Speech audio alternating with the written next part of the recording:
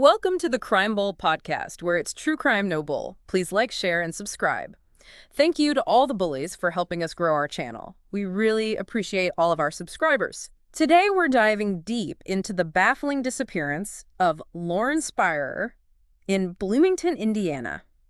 A case that just gets to you, doesn't it? It really does. Just the mystery and the tragedy of it. It really is. So our mission today for you, the listener, is to unpack the known details of this 2011 case. Yeah. It continues to puzzle investigators and the public. Yeah. And we want to move beyond just the timeline. Yeah. Right. To understand the core elements that make this mystery so enduring. Yeah. We'll be looking at Lauren's background, the events of that night, the extensive investigation, and the various theories, Right. aiming to extract what's truly significant. Exactly. We want to cut through the noise and get to the heart of why this case remains unsolved after all these years. Totally. Okay, let's start with Lauren Spierer herself. Who was this young woman who vanished? So Lauren was a 20-year-old Indiana University student when she disappeared in the early morning of June 3rd, 2011 in Bloomington. Born January 17th, 1991. Okay. She was from Scarsdale, New York, the daughter of Charlene and Robert Spierer. Mm-hmm. By all accounts, she was a vibrant young woman, Yeah. bubbly, friendly, outgoing, and with a genuine passion for both fashion and sports. And she was at IU for a reason, right? It wasn't just about the college experience. She was focused on her studies. Absolutely. Lauren was studying textiles and merchandising. Okay. It indicates a young woman with clear interests and a path she was pursuing. Right. And it's also vital to remember that Lauren had a pre-existing heart condition called long QT syndrome. Right. This is a disorder that can cause potentially dangerous, irregular heart rhythms, Okay. especially when triggered by factors like stress or alcohol. Oh, wow. Understandably, this added a significant layer of worry for her family. That's a really important point to keep in mind as we go through the events of that night. It adds another layer of potential vulnerability. We also know she had strong connections beyond her studies. Yes, she had very close family ties and was also actively involved in the university's Jewish community. Mm-hmm. The picture we get is of a well-connected, lively young woman embracing her college life. Right, and that life took a sudden and tragic turn. Let's focus on the evening of June 2nd, leading into June 3rd, 2011. What do we know about how Lauren spent that night? So the evening began with Lauren meeting up with friends at Kilroy's Sports Bar, Okay. a very popular spot near the IU campus. Mm-hmm. She was seen there socializing, dancing, Right. and crucially consuming alcohol with her friends. Now, this is where some really unusual details emerge. Security footage captured her leaving the bar around 2:30 a.m., Right. and she was barefoot. Wow. Her shoes and significantly her phone were left behind. Oh. Leaving behind both shoes and a phone is highly unusual. Yeah. Typically, even under the influence, individuals retain some connection to these essential items. Right. The fact that both were abandoned suggests a significant departure from her normal behavior, possibly indicating a state of extreme intoxication, disorientation, or even coercion. Yeah. What do you make of that? That detail about leaving her shoes and phone is indeed a major red flag. Yeah. It immediately tells us that Lauren's state of mind was likely significantly altered. Yeah. From Kilroy's, she went with a friend, Corey Rossman, to his apartment, Okay. and reports indicate that drinking continued there. Wow. So she was out for a while. Yeah. Okay. This further emphasizes the potential impact of alcohol on her condition and decision-making. Right. And the timeline becomes really critical at this point. What happened after she left Rossman's apartment? Around 4:15 a.m., she left Rossman's apartment. Okay. Her intention was to walk a few blocks back to her own residence. Okay. This short walk is the last known part of her journey. Right. Tragically, she never made it home. The last confirmed sighting of Lauren comes from surveillance footage near the intersection of 11th Street and College Avenue. Okay. After that point, she seemingly vanished without a trace. It's chilling to think about that last sighting. Just a few blocks from safety and then nothing. It really highlights how quickly circumstances can change. A young woman walking barefoot and without her phone in the early hours. It paints a very concerning picture. Yeah. And raises so many questions about her state and what might have happened next. So what was the immediate response? How did the investigation unfold in those crucial early hours and days? The response was immediate and extensive. Okay. Local police, the FBI, and various search and rescue teams were quickly mobilized. Wow. There was also a tremendous outpouring of support from the Bloomington community. Really? Hundreds of volunteers participated in widespread searches of the area. Wow. It's amazing. focusing initially on the vicinity of her apartment and the bars she had visited. Okay. The scale of the community response really underscores the impact this disappearance had on Bloomington. Right. It suggests a strong sense of collective concern and a desire for answers. And these weren't just casual searches, were they? They really covered a lot of ground in their efforts to find any sign of Lauren. Absolutely exhaustive searches were conducted of forests, lakes, and other surrounding areas. Wow. Despite these comprehensive efforts, no definitive evidence, no physical trace of Lauren was ever discovered. This lack of any tangible evidence has been a significant and persistent hurdle for investigators throughout the entire investigation. What about the individuals who were with her that night? They must have been a primary focus for the initial investigation. They were indeed. Law enforcement placed a significant focus early on the people who were with Lauren in her final hours. Okay. Several friends, including Corey Rossman and Jason Rosenbaum, were interviewed extensively. It's crucial to note that despite this intense scrutiny, no one has ever been charged in connection with her disappearance. And I know investigators really delved into all aspects of the case. Witness interviews, hours spent reviewing any surveillance footage they could find, even analyzing cell phone records. Yeah. Can you shed some light on what those efforts yielded? They did meticulously review a massive amount of information. Yeah. However, unfortunately, none of it provided any concrete clues about what happened after she was last seen on that surveillance footage. Right. The cell phone records, for instance, couldn't pinpoint her location after she left her phone behind. Right. Witness accounts can also be challenging, Yeah. especially when intoxication is a factor, as memories can be unreliable or incomplete. Right. Throughout all of this, Lauren's family has remained incredibly present and vocal. Their dedication to finding answers is truly remarkable. Their involvement has been unwavering and incredibly powerful. Yeah. Lauren's parents, Charlene and Robert Spierer, have been tireless advocates for their daughter. Right. They established a website, launched extensive media campaigns, Right. and made countless public pleas for information. Mm.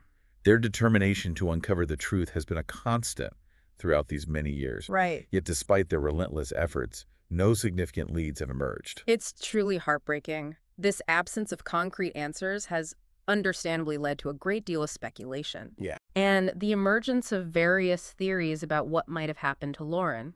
What are some of the main theories that have been considered over the years? Several theories have gained prominence. Okay. One posits that Lauren, given her intoxicated state in the early hours of the morning, Right. may have been the victim of a random act of violence or an abduction. Okay.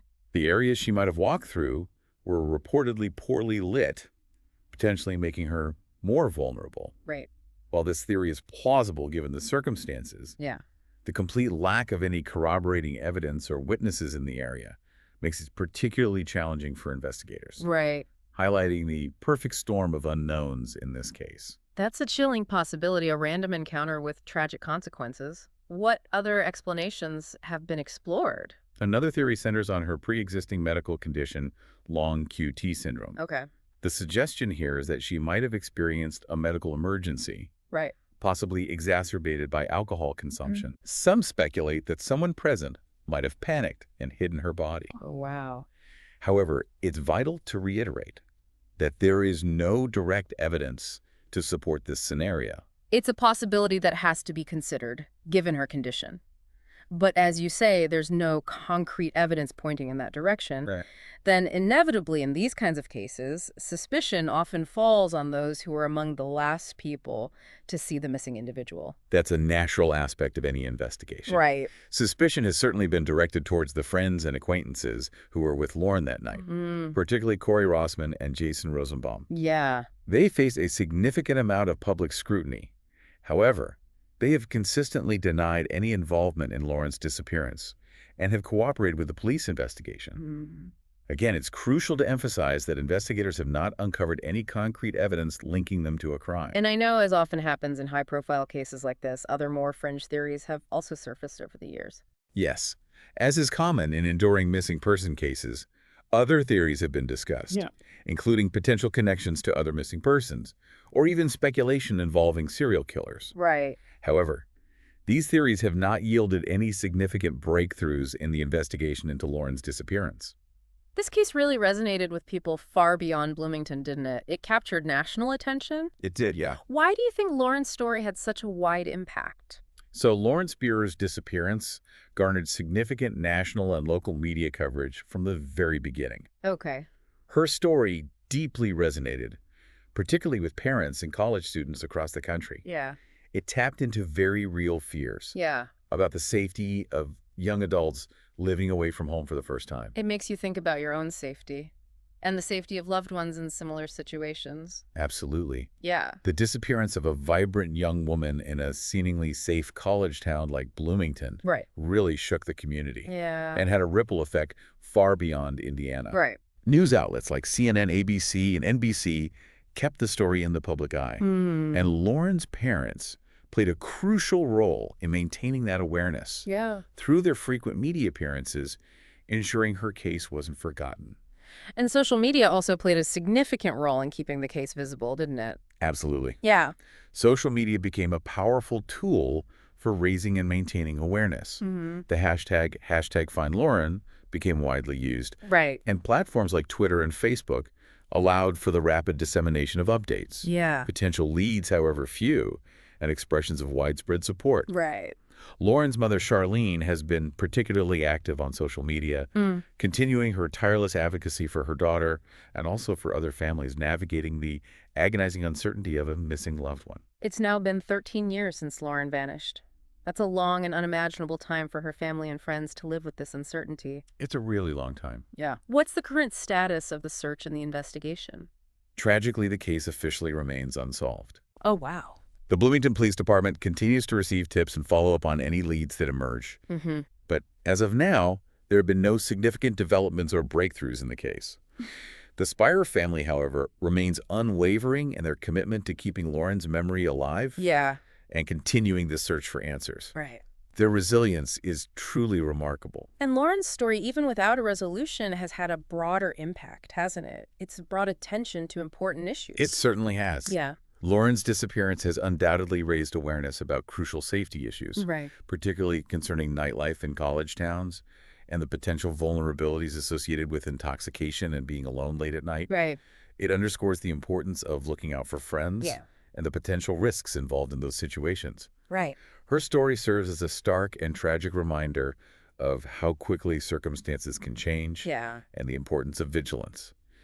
It also shines a harsh light on the immense challenges that law enforcement faces in missing person investigations. Yeah.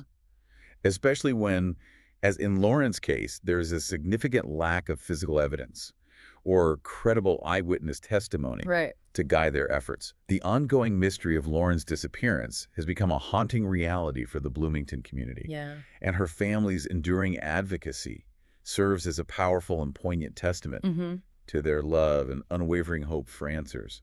Lauren Spierer's name has become synonymous with an unresolved tragedy, Right. but also with a remarkable resilience and enduring love of her family. The disappearance of Lauren Spierer remains a chilling example of a case with so many unanswered questions. For you, the listener, this deep dive highlights the complexities law enforcement face and the enduring pain for families of missing persons. It also underscores the importance of personal safety and community awareness. While we've unpacked the key elements of this case today, the mystery continues. What stands out to you most about this information? What avenues of investigation might you find most compelling considering the limited information available? Yeah, think about it. Thank you for joining us on this deep dive into the Lauren Spierer case. True crime, no bull.